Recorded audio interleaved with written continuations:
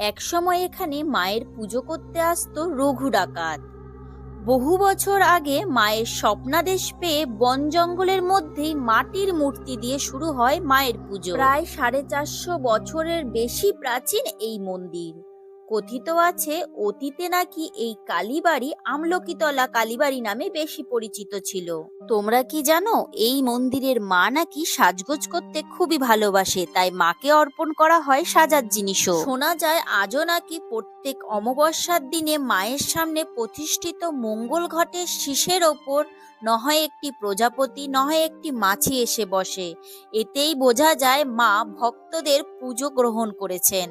অতীতে এক সময় এখানে বলি প্রথাও চালু ছিল, তবে মায়ের স্বপ্নাদেশেই পরে তা বন্ধ হয়ে যায়। মন্দিরটি সপ্তাহে প্রতিদিনই খোলা থাকে। একদিন ঘুরে আসতে পারো হৃদয়পুর স্টেশনের কাছে হৃদয়পুর কালীবাড়ি থেকে। আশা করি ভালো লাগবে।